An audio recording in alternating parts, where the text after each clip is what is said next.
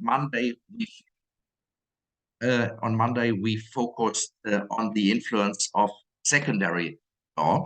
So we learned that there are several directives issued by the European Union in order to harmonize the tax law of the member states of the European Union.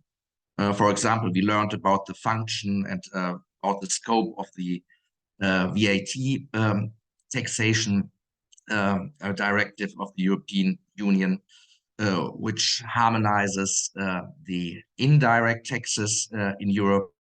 And on the other hand, we also learned about some directives concerning the direct taxes, especially, for example, the parent subsidiary directive, or we learned about the spread of information concerning tax issues within the European Union. Yeah, what we are doing today is to learn about the influence of the so-called fundamental freedoms of the treaties. And we will see how these freedoms will impact the national tax systems in each member state. So we will have a look on the influence of the freedoms today. And I can tell you that these fundamental freedoms are a very important part of the European treaties, and they serve the realization of the free internal market in the Union. There on this chart, you can already see which fundamental freedoms exist. This is the free movement of goods. We will have a look at this. The free movement of employees. We will do a little bit case study, which refers to one of the first cases in which the European Court of Justice ruled that even taxation provisions in Germany might infringe fundamental freedoms, and so can't be forced in the way we Germans did. And we will also have a look at the freedom of establishment, the freedom to provide services, the free movement of capital. So, and as always, if you have any questions, if you have any comments, please do not hesitate to ask. You can do it very directly if you put on your phone, or you can use, as we did in the past, the chat function, if you like to. I'm happy to be with you in any case. That is absolutely. So if, as a starting point, I would like to provide you with some general information on the impact of the European fundamental freedoms on national taxation. So I wanted, firstly, I want to show you where the fundamental freedoms are regulated in the treaties. And secondly, I want to answer the question, what meaning they have for national tax systems, and how the European Court of Justice or the Commission of the European Union checks whether national law complies with fundamental freedom or doesn't. So if we go to the first chart, you can see that I mentioned the provision of Article 26 of the Treaty of the Functioning of the European Union. And in this article, all the fundamental freedoms which exist under European law are enumerated. So maybe it is a good idea to have a look at this article first. I will go to the Treaty of the Functioning of the European Union.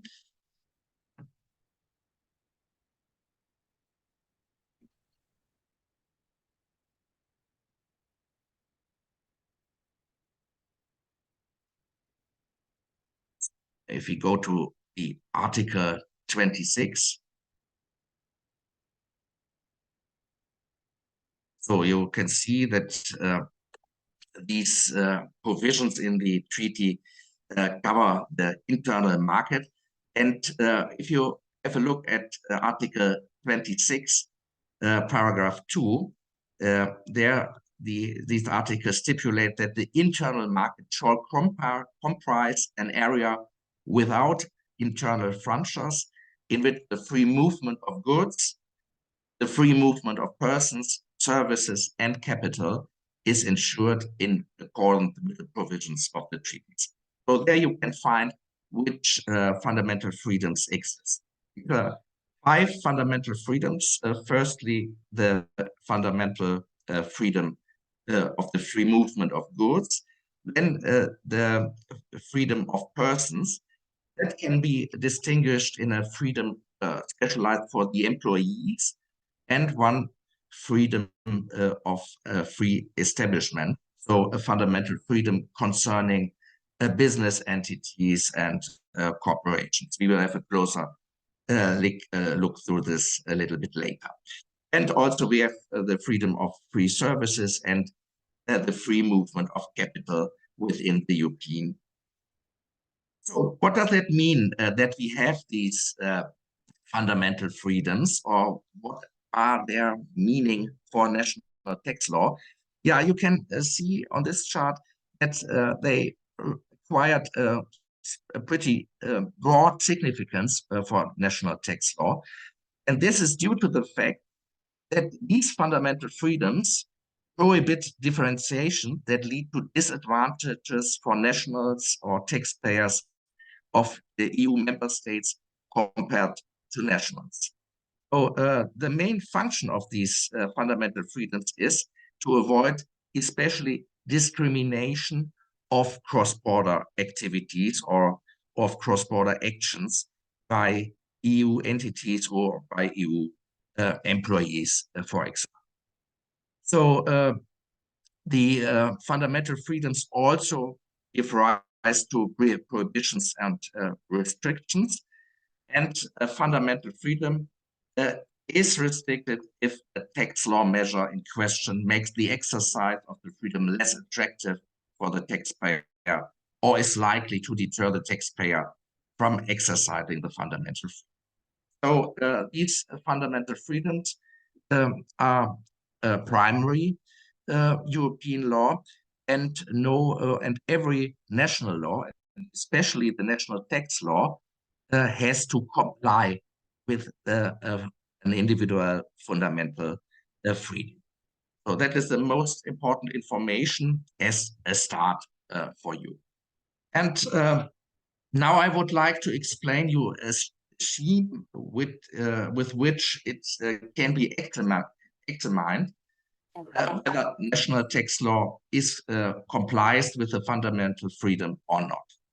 So it helps you to understand how the European Court of Justice or how the EU Commission checks whether national tax law is compliant with European law, is compliant with the treaties or not.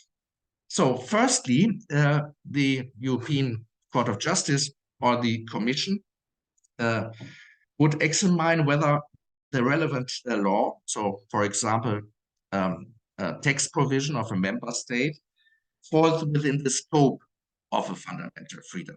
We already learned that there are 5 fundamental freedoms, and in every fundamental freedom can be defined. So firstly, it is always a good thing to look at the material scope of the protection. So we will have to define what is meant by freedom of the movement of goods, what is meant by the free movement of capital, what is meant by the freedom for employees. So we will learn about the definitions about these fundamental freedoms. And these definitions are the scope of protection, the material, the so-called material scope of the protection. And then we have to check whether a national tax provision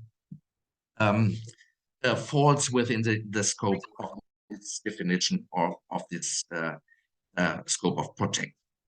It is important to know that 4 of the 5 fundamental freedoms have a personal scope, meaning the existence of a cross-border situation.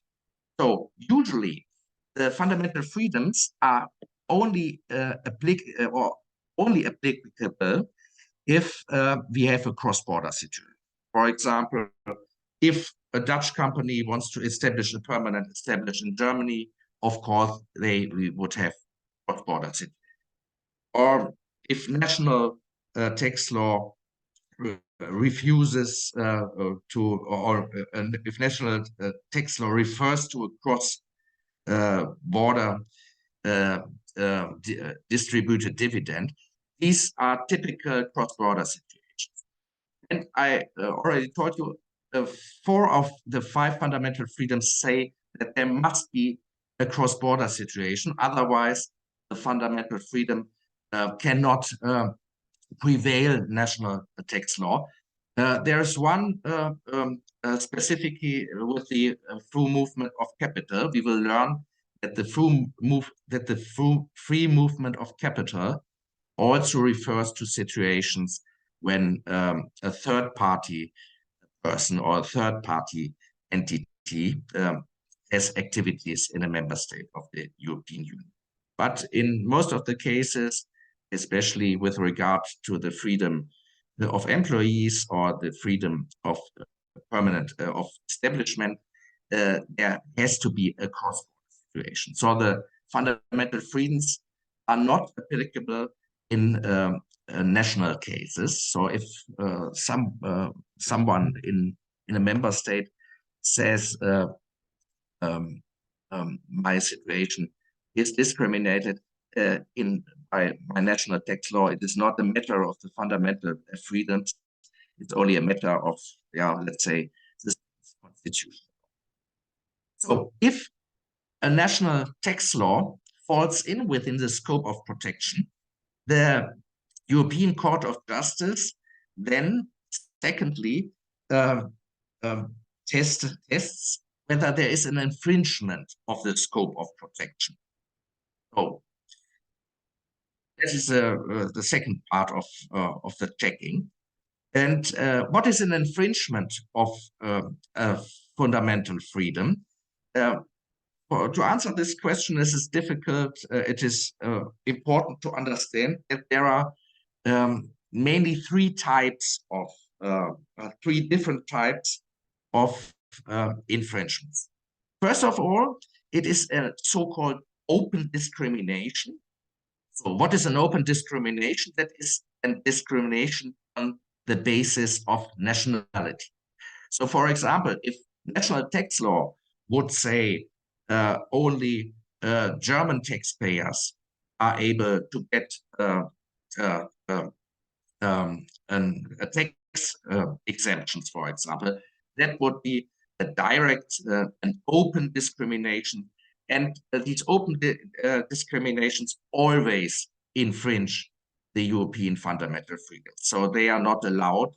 And the European Court of Justice says very clearly that these open discriminations are always inadmissible. So, and of course, the member states know this, and so these open discriminations do not happen very often. And of course, we all know that there may be other kinds or other types of discriminations. And this is the reason why the European Court of Justice says that also a hidden discrimination infringes the scope of protection. So we have to know what is a hidden discrimination. And the European Court of Justice defines a hidden discrimination as regulation which typically makes a cross-border situation worse off than a purely national situation. So, for example, if a limited liability taxpayer is in a worse situation in comparison to a person with residence in a member state, that would be a typical so-called hidden discrimination. Yeah, and thirdly, there's also a third type of infringement. This is the existence of a restriction on market access or market activities by means of a non-discriminatory measure. So a measure or a provision which does not have a discriminating influence on a cross-border situation, but a measure which makes the enjoyment of the fundamental freedom substantially more difficult or impossible. We will learn what that means. So you can see that in the rulings of the European Justice, this or the definition of an infringement is quite broad. This is important to understand at this. So, and if we have such an infringement of the scope of a fundamental freedom, then the relevant member state of the European Union has to justify the intervention or the infringement. So, and if then of course the member state, if they have tax law discriminating cross-border activities or make them not so comfortable, then this member states has to give some justification reasons for this. And there are some justification grounds or reasons written down in the treaty, especially in the Treaty on Functioning of the European Union. And we will see when we have a look through the fundamental freedoms, which written justification reasons are set out there. And it's important to understand that not only those written justification reasons or grounds can justify a discrimination or an infringement of the fundamental freedom, but that there are also some so-called unwritten reasons for justice. And this is especially taken from the judgments of the European Court of Justice. So we will see that especially with respect to tax law, the European Court of Justice has ruled that there are also some unwritten justification grounds which may or which have the opportunity to justify an intervention in general. Yeah, and what you can see on the last points of this chart is that even if the member state is able to justify or to show a justification barrier, then the case is not over, because the European Court of Justice and also the European Commission would then test if the so-called proportionality principle is accepted or is applicable to the relevant tax provision. So in general, I can say that this proportionality principle is also common in constitutional law, and I think that will be the same in your administration and in your constitution. This proportionality principle says that there may be no milder and equally effective remedy or provision. Well, in any case in which national law or national tax law infringes European fundamental freedom, it has to be justified by a justification ground, and furthermore, the proportionality principle has to be comply with the relevant provision. So this is a scheme with which it is possible to check whether national law, national tax law, is in compliance with the fundamental freedoms. Oh, and now it is a good point to start with the relevant fundamental freedoms. And we turn to the first individual freedoms and start with the free movement of goods. This is essential for the free market in the European Union to have such a free movement of goods. So, and now, now you always can see that I will refer to the scheme I demonstrated you. First of all, we have to check whether national law or national tax law falls within the scope of protection of the free movement of goods. So we will have a look at Article 28 of the Treaty on Functioning of the European Union. Let's have a look what is stipulated there.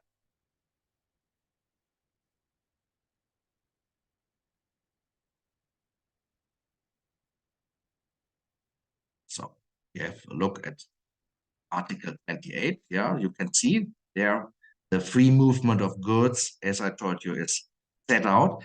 The Article 28 says the union shall comprise a customs union, which shall cover all trade in goods and which shall involve the prohibition between member states of customs duties on imports and exports, and of all charges having equivalent effect, and the adoption of a common customs tariff in their relation with the third countries.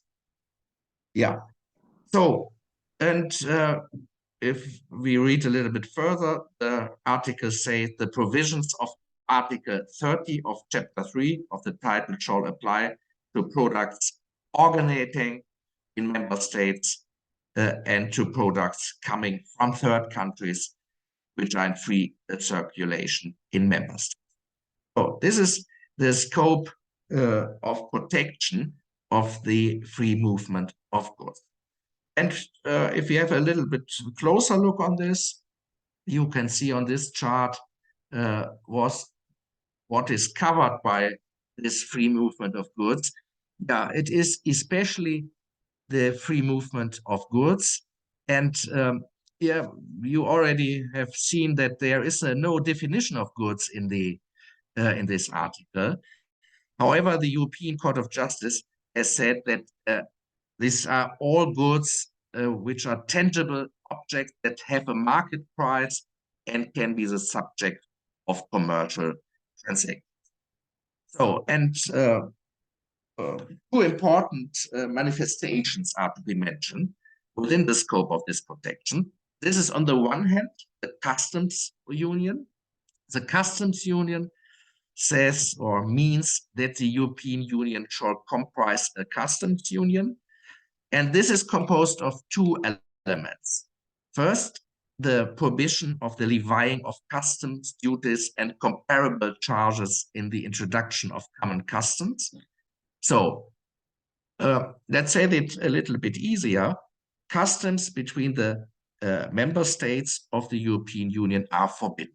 There are no customs between France and Germany, and in the future between the Ukraine and Poland, Germany, Denmark, etc. This is the first thing, so no customs, and it is an important issue, because if we would have any customs even between the member states of the European Union, then there could not be a free internal market within the European Union. So this is absolutely important for the functioning of the market. Yeah, and secondly, there is a prohibition on internal tariffs, customs duties on imports and exports or charging having equivalent effect are prohibited between the member states. And it is to be mentioned that the customs politics are in the sole or in the pure responsibility of the European Union. We already talked about the responsibilities of the European Union, and we always said that there have to be distinctions which responsibilities fall within the responsibility of the European Union and which ones in the competence of the member states. And you can see here that the customs politics is a pure competence of the European Union. So no member state of the European Union can levy some taxes or customs on the import or export of goods from third countries or from third-party countries. So it is in the responsibility of the European. If there should be customs levied, for example, on Chinese electronic cars, it is within the responsibility of the European Union and not within the competence of the member states. So, but it is not only a customs union, which is guaranteed by the free movement of goods. It is also, and we can have a look at this, set out in Article 34, that quantitative restrictions on imports and measures are also forbidden. And it is important in all, of course, quantitative restrictions. So if a member state would say it is only possible to import 30% of the agricultural products from other states, that would be prohibited by the free movement. And the same applies vice versa with the exports. So quantitative restrictions are forbidden, and furthermore, measures having an equivalent effect are also forbidden. So, and this means that this article prohibits discrimination against foreign goods compared to domestic goods. Because I can tell you that this Article 34 is interpreted very broadly by the European Court. I think I already told you that it is in the scope of or it is the purpose of the European Court of Justice, also of the EU Commission, that the free market, the free internal market, is secured and that no member state infringe this free market. And so this is the reason why the European Court of Justice has a very severe look on national law or national tax law, which infringes this freedom of movement of goods. You can also see it in Article 34. If you scroll to the provision of the treaty, you can see that this, what I already told you, is set out in this article. So the scope of protection is pretty broad, and we have to have a look which national measures or which national tax provisions qualify as an intervention or as an infringement of the free movement of goods. And in this regard, we can also have a look at Article 34.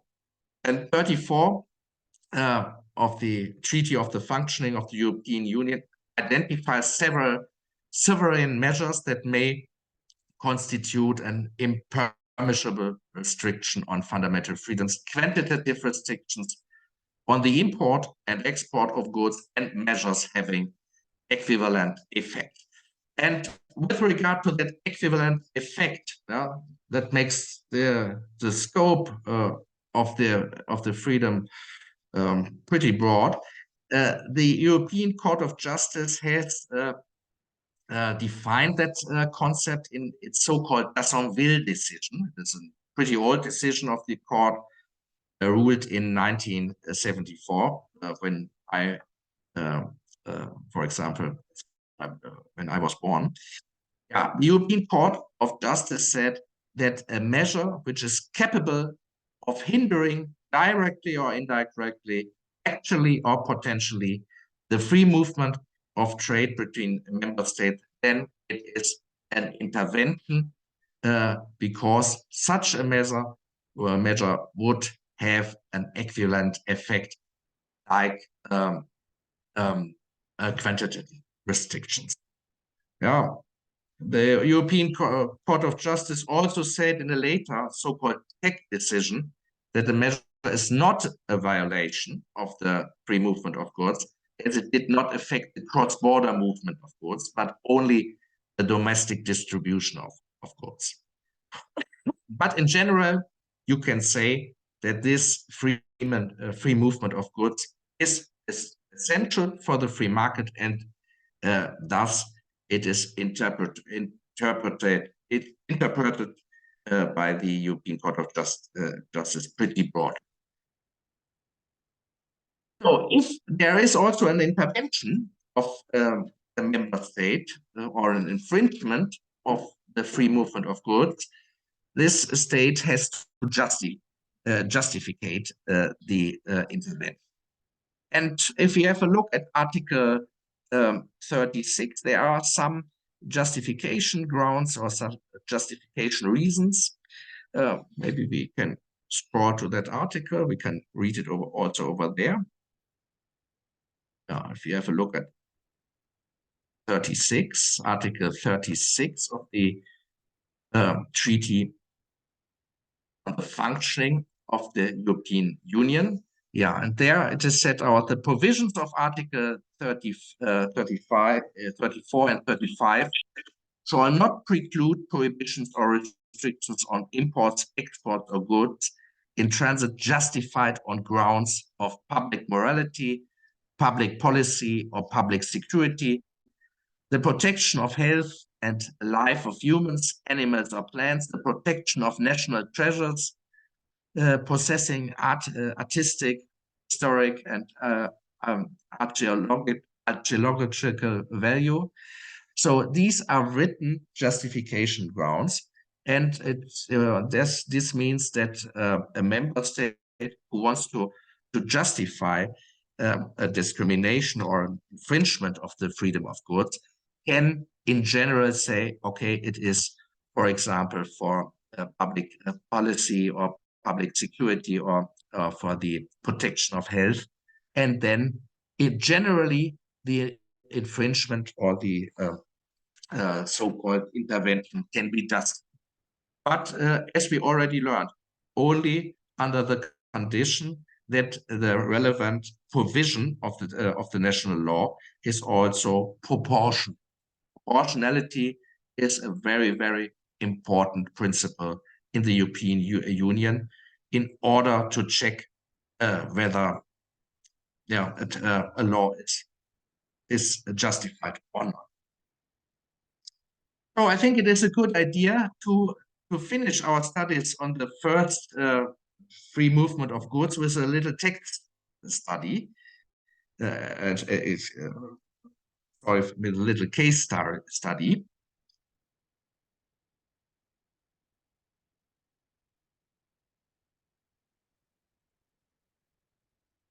So, and you can see this case study with which I want to illustrate the principles. It refers to a decision of the European Court of Justice in the early 80s against Great Britain or the United Kingdom. Yeah, you can see the name of this decision is Commission versus United Kingdom.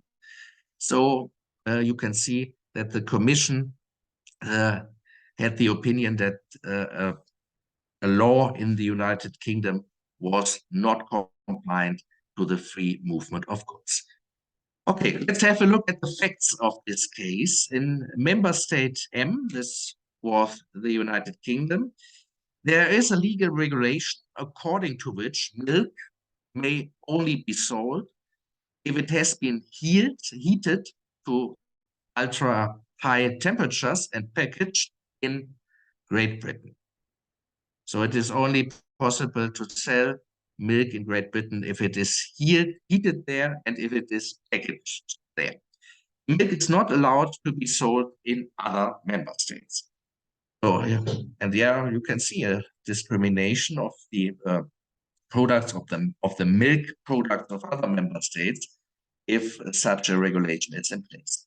Yeah, so what did the United Kingdom government said? They said that there is no infringement of the free movement of goods, since every member state can sell its milk in the United Kingdom, and the milk is sold in Great Britain only if it has been heated to an ultra high temperature. The fact that all companies not located in Britain actually refrain from doing so because of the high costs involved cannot be blamed on Great Britain. Yeah, what is your opinion? What do you think? What has the European Court of Justice has ruled in this case?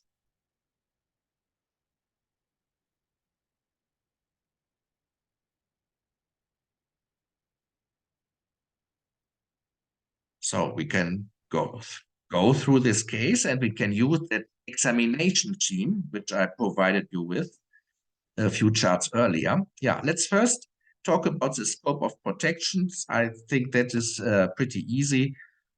We could say that according, there is, yeah, Valeria, you have a question or a comment or an answer to the question?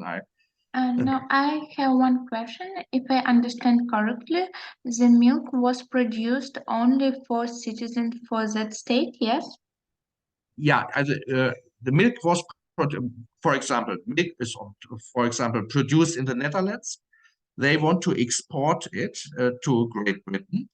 And the British law says it is only possible to import it to Britain if the milk is heated in Great Britain. So the heating in the Netherlands at the production place of the milk is not sufficient.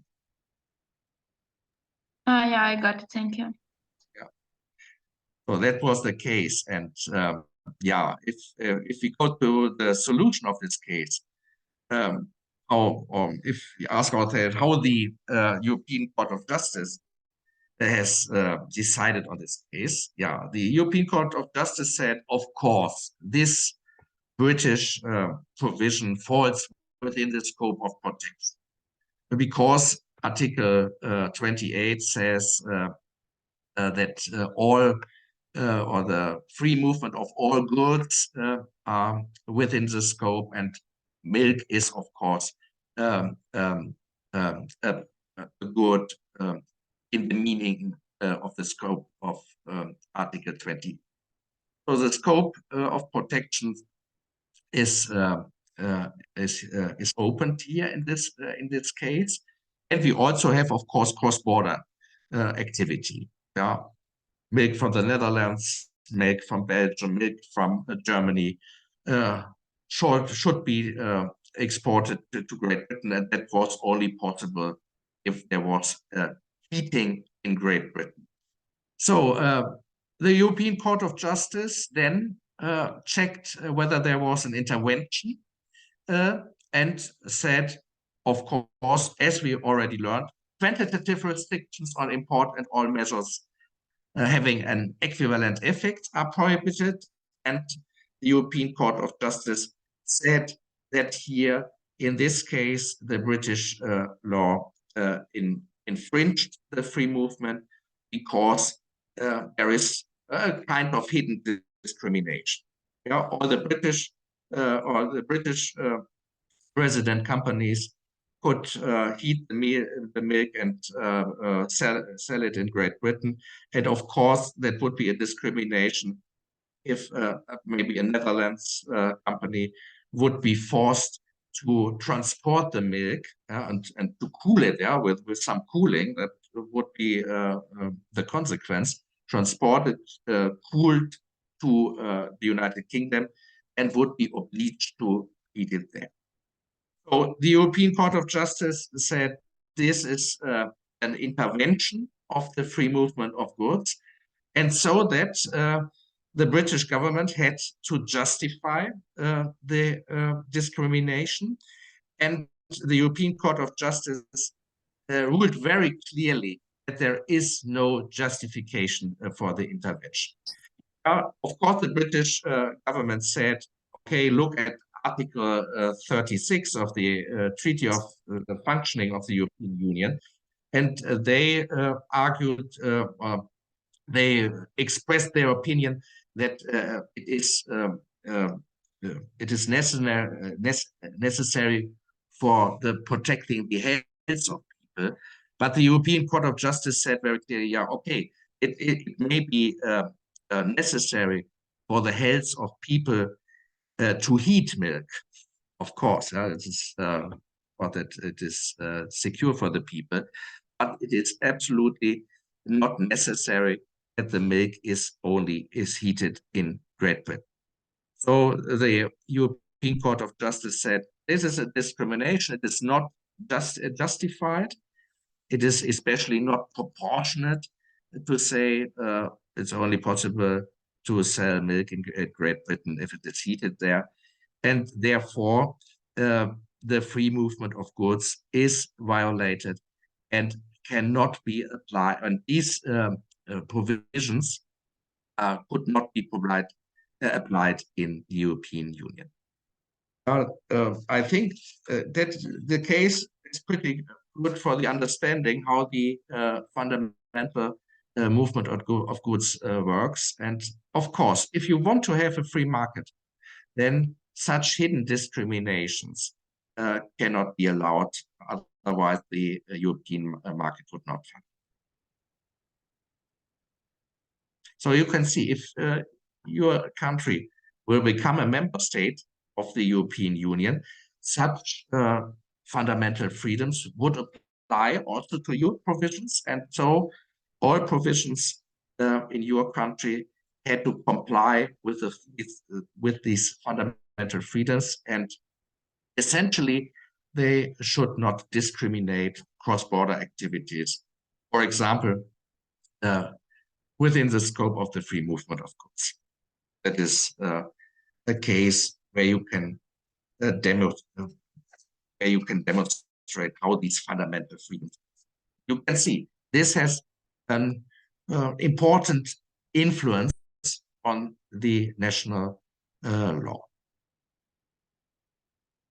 So that was some first thoughts about the first fundamental freedom of the free movement of goods.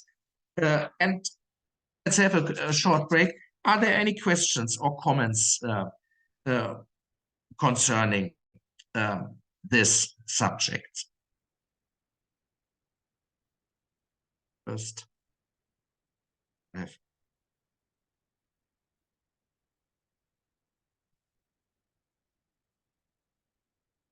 I will have to check whether there are some questions in the chat room.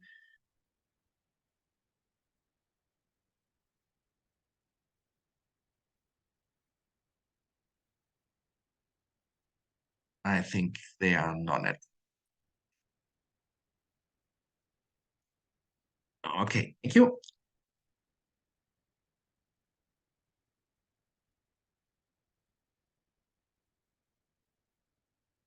So now we are coming to next fundamental freedom, the fundamental freedom concerning the free movement of employees.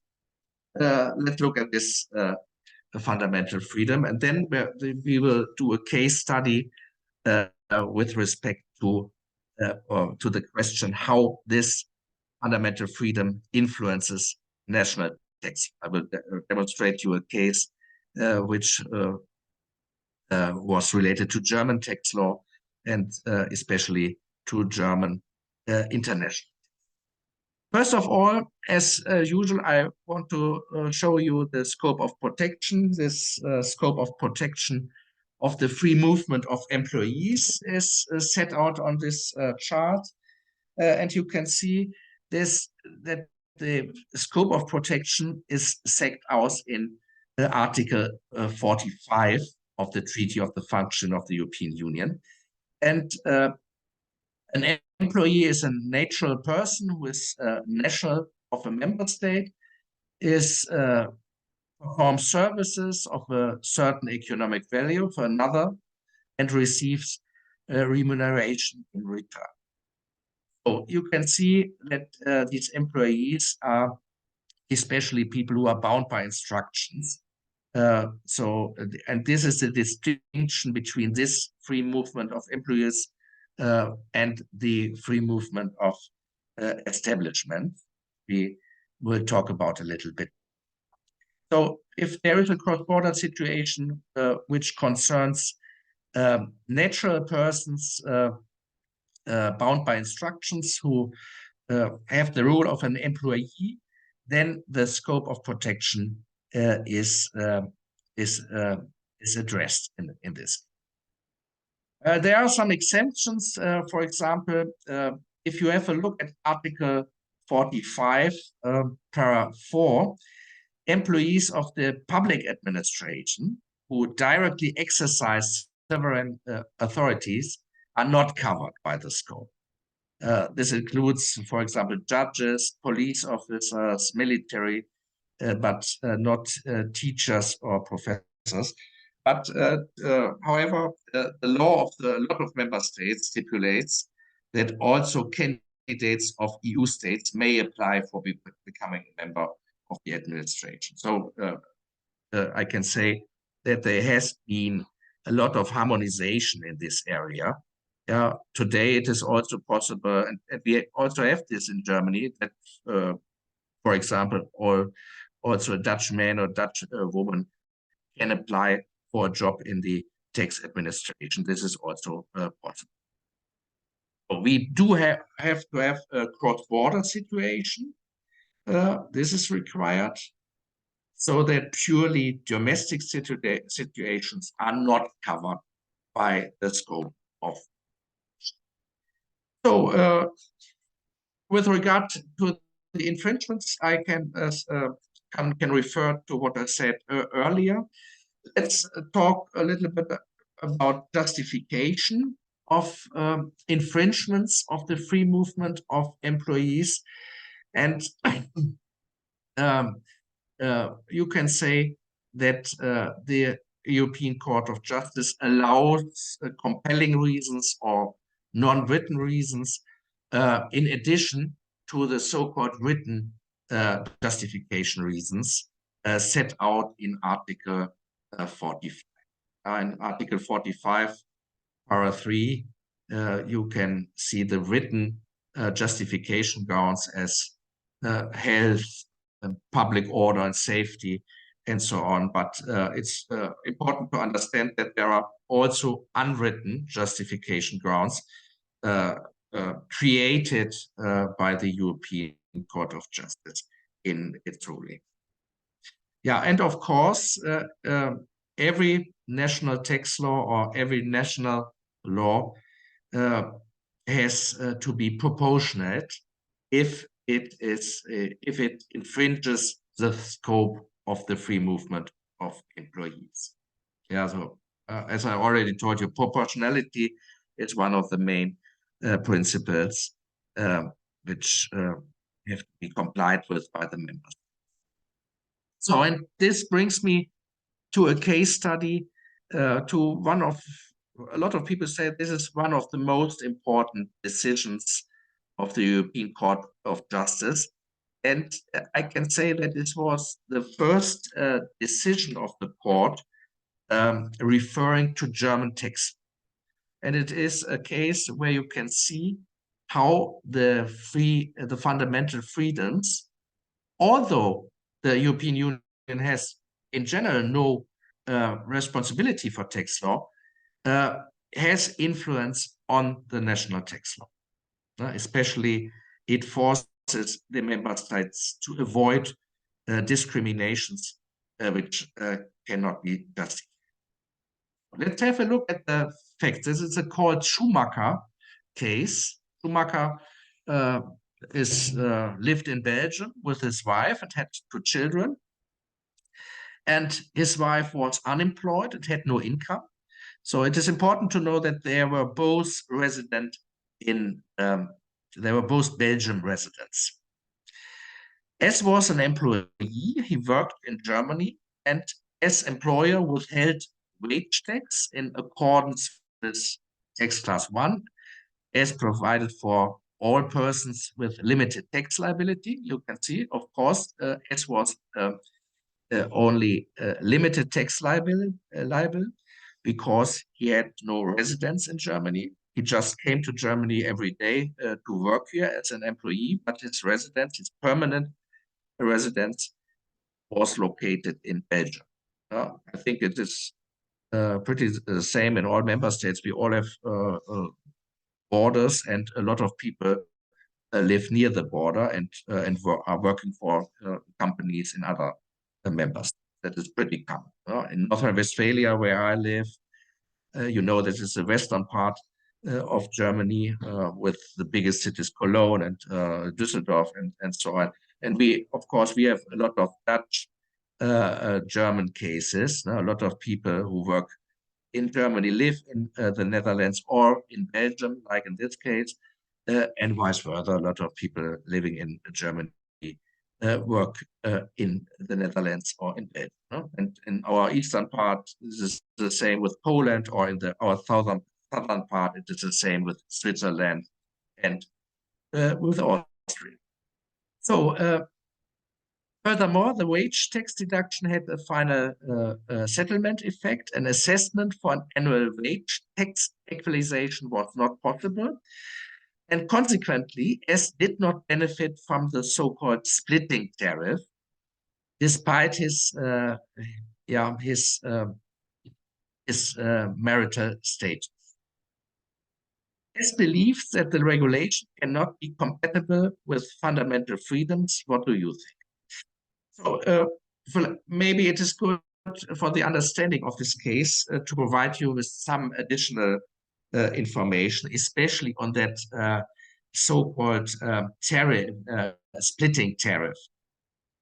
I'm not sure. Do you have a splitting tariff in your income tax system as well for married people? No, we do not have such a tariff. Okay. Okay, then thanks a lot, Max. I think it was you who explained. Thanks a lot for the information. Then I think it's good to explain it a little bit more in detail. How does that tariff works? First, the tax office counts the income of the income of the wife and the husband together, and then the wife and the husband are treated jointly as a taxpayer, and then the amount of the income consisting of the income of the husband and of the wife is halved, and the income tax for this one half is calculated. This is due to the fact we have in Germany we have a progressive tax rates, and of course it is a tax advantage if the relevant tax rates is not applicable to the income of the husband and the wife, but only to half of the income. So, and in the last step, the tax administration would then double the calculated tax. So the effect of this splitting tariff is that the married people have to pay less taxes than in comparison to those people who are not. For example, if my wife, let's say my wife earns 700,000 euros per year and I earn 100,000 euros, then the tax administration would say in the sum it's 800,000. Then we half it, so it would be 400,000 euros. Then the tax administration would say what is the tariff for 400,000, and the tariff for 400,000 is less than the tariff for 800,000, and then the tariff for 400,000 would be applicable for our whole income amounting to 800,000. Is this understood? This is a German specificity, maybe, but also other member states have progressive tax rates. What is your income tax tariff system? Do you have what system do you have? Maybe someone could explain how it works in the Ukraine. I don't think we have a progressive system here. It's kind of proportional. It's proportional in your case. It's a stable stable tax rates then. Yeah, okay. We have different income taxes. It depends. Or is it a physical person, or it's an entrepreneur? We have some different rates for entrepreneurs. Saying about physical people, there is some taxes, but they are fixed. They're not progressive. Yeah, all right, okay. No, oh yeah, it's very good to know. No, every state does it does it differently. We have the progressive tax rates because the creators of our tax law said that the people who have a lot of money or have a lot of income should pay pretty much income tax. So and we have this effect of this progressive tax system. And of course, if we would have a look through the all to the member states of the European Union, we have different types of tariff systems as well. And I think your system is maybe pretty similar to the Dutch system. They also have proportional tax rates, but different proportional tax rates. So thank you very much. It's very interesting to because for me it's also good to learn from you. I think that is always a good thing in a cooperation. Thanks, Max. Yeah, so you can see if these two guys, S and his wife, would have lived in Germany, then that it would be no problem.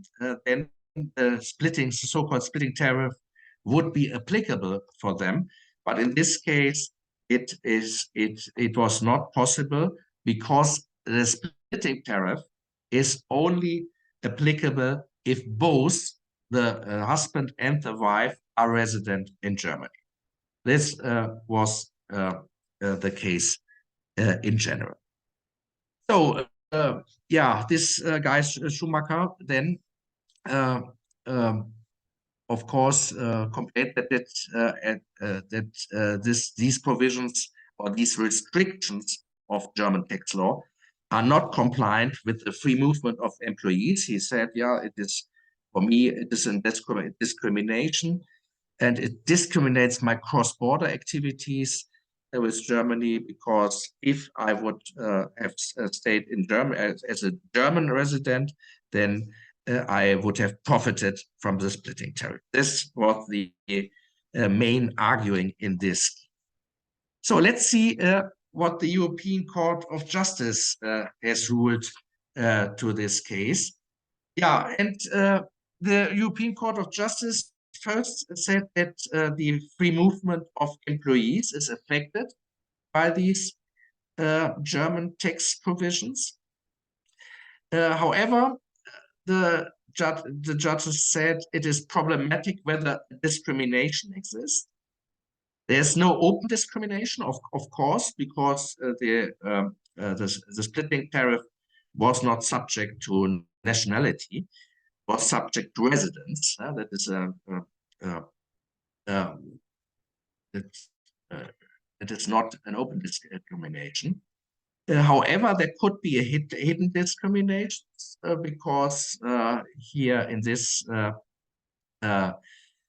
case, a non-resident Belgian taxpayer was treated in another way than a resident German taxpayer.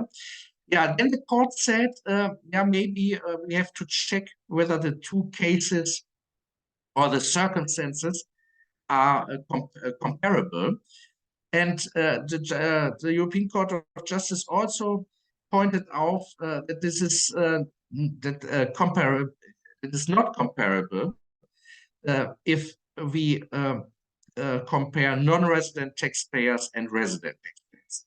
So to say it in other words, it is possible that the state of residence of the taxpayer has other provisions than the state of a non-resident taxpayer, because the personal circumstances, and this is a principle of international taxation in general, as you may know, all of you, the personal circumstances of a taxpayer do not have to be taken into account in every state in which only parts of the livelihood are earned. And this would otherwise lead to multiple considerations. So you can see how the European Court of Justice thinks in this case. as I already told you, it is a principle of international taxation that the state where a taxpayer is resident is responsible to take care about the personal circumstances, like about the fact if there are childs, if there are other circumstances relying to personal things. So the state of residence is in general responsible to take into account this, and the state of non-residence does not have to take account these personal circumstances in general. So in general, it is absolutely okay, or it does not infringe the free movement of employees if the state of non-residence, this was Germany in this case, does not say there is a splitting tariff, because the marriage is a personal circumstance, and the marriage should have to be taken into account in the residence state, and this is in this case Belgium. So this is in most of the cases there is the European Court of Justice said that this principle of the distinction between resident state and non-resident state is does comply with European law. However, this case had one specific or some specifics, and the European Court of Justice said in this case that personal circumstances will be taken into account in the country of non-residence if in the country of residence these circumstances don't have any effect. Yeah, what does that mean? Yeah, if we go back a few charts, you can see that in this case the resident state was Belgium, and you can see that the Schumacher did not have any income in Belgium, and his wife did neither. So there was no income to be taxed in Belgium in this case, and so the resident state Belgium could not take into account the marriage of these two people at all. With no income, there is no tax. There is no special tax tariff which can be applicable. And so in this case, the European Court of Justice said it is not possible to justify the discrimination. They say it is a discrimination if a non-resident taxpayer has tax disadvantages in the state where he works, like in this case, where he is subject to limited tax liability, if in the resident states the personal circumstances cannot be taken into account. And the European Court of Justice also said that there is no justification for the discrimination in this case. And so that was one of the first cases Germany lost at the European Court of Justice, and therefore, as usually, as a consequence of such a decision, the law has to be amended or has to be adapted in this case. And since this decision, we have new sections in our income tax code, especially section 1, para 3. It is not important to know which kind of section it is, but it's only to give you a complete understanding what the consequence is of the lost case for the German administration. German legislator reacted to this decision, and to make it very clear that we had to have to react by introducing unlimited tax liability application, as well as a supplementary regulation to enable spousal assessment while granting the splitting term. So what does that mean? the new or the section 1(3) of the German income tax code stipulates that if a person, especially a cross-border activity person, has all of this income, or at least 90% of his income in Germany, he can apply for tax, for unlimited tax liability. And in this case, it is also possible that the personal circumstances are to be taken into account in Germany.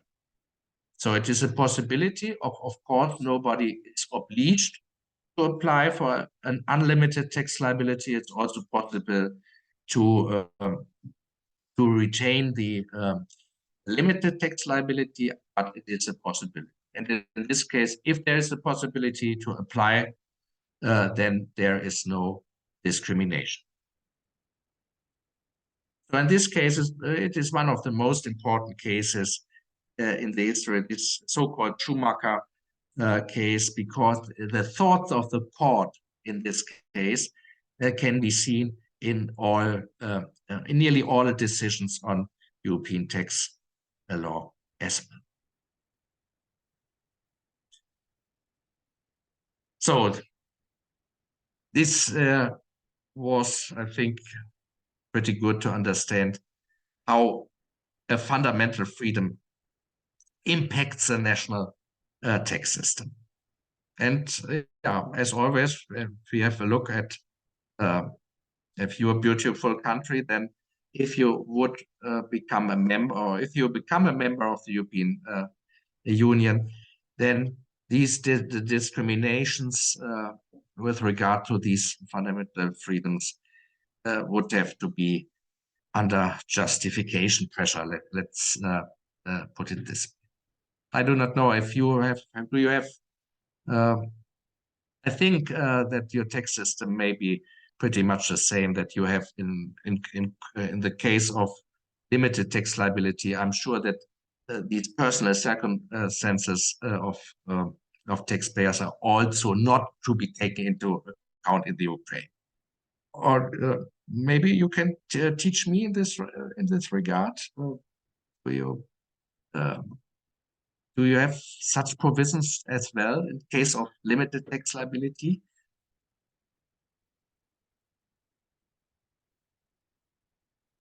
We have something like this, and also we have something like tax discount here. Yeah, all right.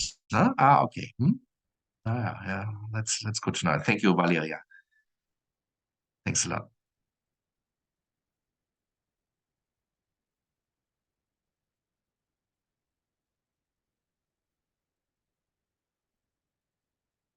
So let's turn to the freedom of establishment. Yeah, the freedom of establishment, this is fundamental freedom for business entities and for corporations. And as usual, let's first take a look at the scope of protection of this freedom. Yeah, the freedom of establishment is set out in Article 49 of the Treaty of the Functioning of the European Union. And it guarantees every national of an EU member state the right to establish himself or herself in another member state in order to take up and pursue self-employed activities and to set up and manage businesses, in particular partnerships and corporations. Furthermore, the right is granted to establish agencies, branches, subsidiaries in all member states. So you can see that is also pretty broad. And the European Court of Justice has defined an establishment as the actual pursuit of an economic activity by means of a fixed establishment in another member state. So if an entrepreneur or a corporation wants to implement establishment, a fixed establishment in another state of the European Union, the national law shall not discriminate such cross-border acts. That is the meaning of the freedom of the establishment. You can establish stores, for example, offices, production plants, practices. That shall also be free within the European Union. Since freedom of establishment also protects the formation and management of corporations, a distinction must be drawn between it and the free movement of capital. And only a few things on this distinction. It is always good to know which freedom applies in the relevant case. That is, in some cases, this is very significant which freedom applies to the relevant case. Or, for example, as I already told you, for fundamental freedoms, especially the freedom of establishment, only applies in cross-border situation, whereas the free movement of capital is the sole freedom which also applies in reliance to third. So a Chinese investor or a US investor is able to rely on the fundamental freedom of the movement of capital, but it's not within the scope of the freedom of establishment. And this is the reason why because the European Court of Justice has made some rulings about the distinctions between these two freedoms. And I don't have to provide with too many details on this, but what is important to know is if regulations are only applicable to shareholdings that allow a certain influence on decisions in the company, are to be measured exclusively against the freedom of establishment. So you can say in general, so I don't want to make it too complicated. In general, you can say if a national regulation or national tax law applies to companies holding at least 10% of the shareholding, so that would be a relevant shareholding, then the scope of protection of the freedom of establishment. So if we talk about shareholdings less than 10%, then we would say it is a case within the scope of the freedom of the free movement of capital. Now, some information. In some cases, it is not so easy to say, is this a case for the freedom of establishment, or does the case fall within the scope of the free movement of capital? For the relevant persons, for the claimants in the cases, is always better, or it is of a more important disadvantage for the member states if a measure falls within the scope of the free movement of capital, because in this case, if they lose the case at the European Court of Justice, the law has to be amended also with regard to third country investors. So, for example, for US investors, India investors, etc. So, please let me finish this just to understand that is in some cases very important to testify which scope of which fundamental freedom is attached by the national law. If we have an infringement of the freedom of establishment, we have, as always, ask ourselves, can this infringement be justified by the member states? And there are some written justification reasons or grounds stipulated by Article 52, especially public order, security, health, or suitable grounds for justification. And as always, there are also some unwritten justification grounds in the rulings of the European Court of Justice. And on this chart, I have summarized these unwritten justification reasons which are created by the European Court of Justice. And I describe on this chart whether especially the justification reasons which can justify discriminations of tax. So you can see, for example, the coherence of the tax system can be considered as a justification reason. The prevention of tax evasion and the effectiveness of tax supervision is a sufficient reason for the infringement of the freedom of establishment. You can see here some judgments of the European Court of Justice. And of course, as I already told you, you have that working paper I provided you with, and every information we talked about today and in our last lectures is described there in more detail and with a lot of quotations of judgments of the European Court of Justice or of literature in this regard. Yeah, a third justification reason or ground can be the preservation of the division of taxation powers between the member states. Yeah, this is set out by the or ruled by the European Court of Justice. The prevention of abuse and tax avoidance is a reason, and the fairness of trade. So you can see these are unwritten justification reasons, all created by the European Court of Justice with regard to national tax.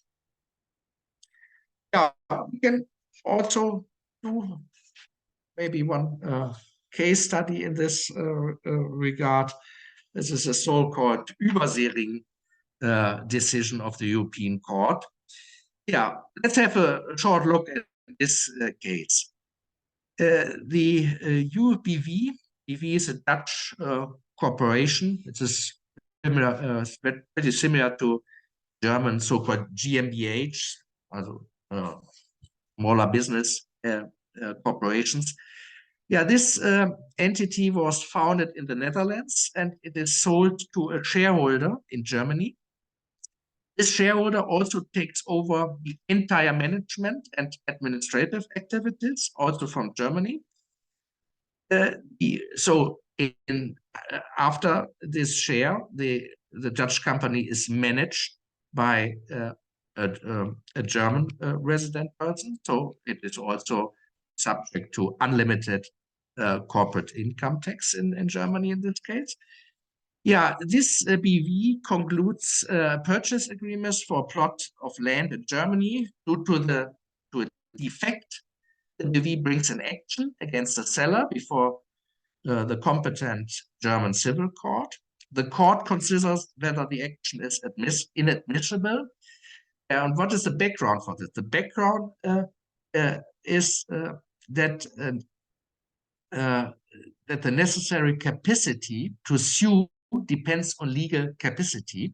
So the question in this case was, is the UBV, which was established under Dutch law, is this entity also legal capital in Germany? And according to the domicile theory, this is German corporate law, the law of the country in which the actual administrative headquarters is located. This is Germany in this case, because the Dutch company is managed by German resident managing directors. And the headquarters is located in Germany. And assessing the legal capacity of a company, German law would therefore apply to the case to be decided. Under German law, there is no BV. So under German law, we would say, no, it is not possible that Dutch BV or Luxembourg Société à Responsabilité Limitée or French société anonyme, sorry, that this is has legal capacity in Germany. This is a so-called domicile theory, which Germany has applicated in former days. So, and this would have the result that in this case, the Dutch entity could also be only be a legal entity in Germany if it would be merged or transformed into a German corporation, in a German GmbH or in a German corporation. That was the result of this so-called domicile theory. So, and yeah, the question was in this case, was this compatible with the freedom of establishment? Yeah, what would you say? Maybe first of all, do you know if you have an Ukrainian corporation, do you also accept companies which are founded under other law and give them legal capacity in the Ukraine? Does someone know this?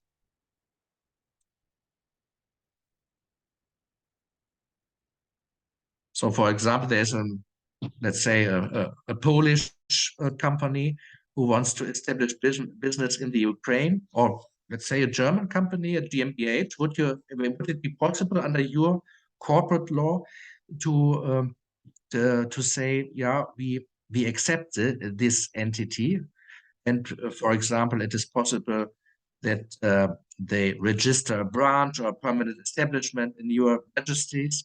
Do you know this? With which corporation law does apply in your country in these cases? If I understand your question in proper way, the enterprise must accept our law. They accept our, yeah, they must accept our Ukrainian law. Okay. Oh, okay. That's very good explained. The question is, do we accept the founding law of another country, or do we always say, no, it has to be founded under other law? Thanks a lot, Valeria. Yeah, what do you think? Yeah, the European Court of Justice said, no, it is an infringement of the freedom of establishment of, yeah, that I think that that is justified, that ruling. A member state, that is what the European Court of Justice said in principle, cannot deny legal capacity to a company that has been validly formed in another member state merely because it transfers its administrative seat to the former member state. So there is an unjustified infringement of the freedom of establishment, and therefore we had to change our corporate law, but only to the extent that it infringed European law. So the domicile theory I talked about you a little bit earlier is still applicable in Germany with regard to Chinese companies, with regard to Indian companies, and so on, but it's not applicable anymore to European or companies seated or founded under the member states law of the European Union. So this are a few thoughts about the freedom of establishment. Of course, there's also a freedom to provide services. Services, the so-called services fundamental freedom. Yeah, this is set out in Article 57. Services within the meaning of the treaties. Maybe we can do this a little bit quicker.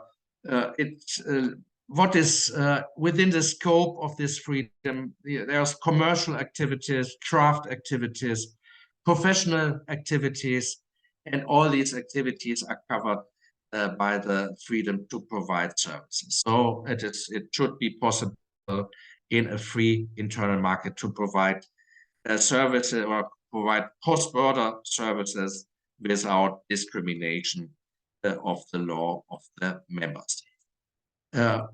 So we can do this a little bit quicker. Here is another short case study on this, the freedom to provide services. It is also a German related case ruled by the European Court of Justice in the so-called Benner case. Let's do it as a last case, maybe. A provision of the national tax law of member state M, this was Germany in this case, stipulates that contributions to voluntary old age insurance scheme, which are normally taken into account for tax purposes, may not be deducted if the payment is made to an insurer domiciled abroad. So that was really the case in former days. We didn't accept payments to insurance companies which were domiciled in other states. We only accepted payments dedicated to German resident security insurance. So Mr. S is a medical doctor and initially worked in member state D for a long time. There he had taken out voluntary old age insurance with a local provider. A few years ago, he moved to state M and continued to practice medicine there. The insurance continued to exist and S continued to pay into it. Based on the aforementioned regulation, the tax administration in Germany does not allow a deduction for the corresponding insurance contributions. Yeah, and how did Germany justify that? The German authorities said the regulation is necessary because in the case of foreign providers, it is not possible to check whether the insurance contracts meet the other requirements of deductibility. Furthermore, the Germans said it cannot be sufficiently ensured that the subsequent taxation of the payout takes place, since it is not possible to oblige a foreign insurer in the same way as domestic insurers. So they said it is not possible. The deduction is not possible under German tax law. Yeah, what do you think? I think you still have a feeling how the freedoms or the fundamental freedoms work. It is not possible to justify such a discrimination. The European Court of Justice said, yeah, this is an infringement of the freedom to provide services. We have a cross-border activity. A medical doctor falls within the scope of the freedom to provide services. And yeah, of course, it is an infringement. It is a hidden discrimination if deduction of payments is only applicable in national cases. So if you have, so you are obliged to contribute the contributions only to the national insurance companies, it is a hidden discrimination, and therefore the European Court of Justice testified, yeah, is there a justification? Can Germany justify this? And the European Court of Justice said no. And they said, and especially they said, you cannot say, dear Germany, that is so that is not too easy to request the insurance contracts. Of course, you can ask your taxpayer to provide you with the insurance contract, and you can check whether the other conditions for the deductibility are met. So it is not possible for a member state to say it is too difficult for us to test the relevant case. Such prohibitions violate, in this case, the freedom to provide. Yeah, There's also the free movement of capital. I already told you this is fundamental freedom, especially protecting the free movement of capital. And I think we can do this a little bit shorter because our time limit has finished so far. It is important to know that the free movement of capital also applies to third-party investors or to third-country investors. So it is the only fundamental freedom applying to third countries also. So you will, in your documents, I provided you with I also provided you with some cases referring to the free movement of capital and who are linked to our national tax law. But I think it is a good point to come to an end because we have finished our. Ladies and gentlemen, dear colleagues and students, that brings me to the end of my lectures. I would say so far. I would like to thank you very, very much for your interest and for your commitment, for your comments, for your answers. This is not a matter of course. To be honest, I'm really impressed how many of you came to the lectures, and I like to say to you that I really appreciated this. I would be very happy if we stay in touch, and therefore I provided you with my contact details. Please, if you have any questions or just want to have a chat on some issues, please don't hesitate to contact me. You can contact me under this email address or on the website of my Institute for International Tax Law. You are always welcome. I am happy to receive every information from you as you want to. Yeah, and most importantly, of course, I wish you all the best and for your personal future, and with all of my heart, let's allow me to say this. I wish you and your country that you will be completely free again as soon as possible, and that you country and you in person look forward to bright and rosy times. Thanks a lot. It was a pleasure to be with you, and let's say so long. Take care. Bye bye. Thanks a lot. Thank you. Goodbye. Herr Mika, ich möchte Ihnen von der Namen unserer Rektor und alle Studenten für die so interessante und umfangreiche Vorlesungen bedanken. Es freut uns sehr und wir hoffen, Sie vielleicht nächstes Jahr auch bei uns als Gastdozent zu sehen. Vielen, vielen Dank. Sehr gerne, Irina. Ganz herzlichen Dank. Es hat mir außerordentlich viel Spaß gemacht. Ja, wir bleiben im Kontakt weiter und hoffen wir auf starten und gehen weiter, würde ich sagen. Erfolgreiche Zusammenarbeit. Vielen Dank. Dankeschön, sehr gerne. Bye bye, everybody.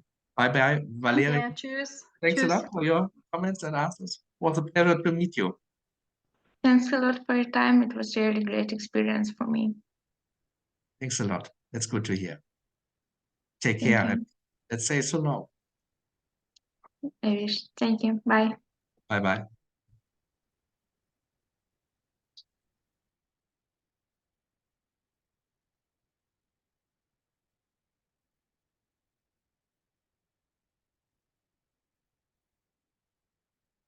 Thank you for the lectures. Thanks a lot. And yeah, I hope to see you soon. Me too. Bye bye. Thanks. Yeah, thank you. I would like to say that on our official website, we will make a publication about the course, and I send it to you a letter about information about. All right. Yeah, so thanks. We're waiting, and we will publish it about it. Okay, thanks a lot. I will provide you with the content. I think you need a picture and the content curriculum I will provide you this in due course. Thanks a lot for all this very, very good organization. Yeah, I think Okay, it's you, thank you. Alexandra. Alexandra, this is I think it's you, no? Yes, yes. Yeah. Thanks a lot. This was great. Thanks. Everything was absolutely perfectly prepared. Thanks a lot for everything. Thank you. Have a good day. Let's say so long. Bye bye. See you. Bye.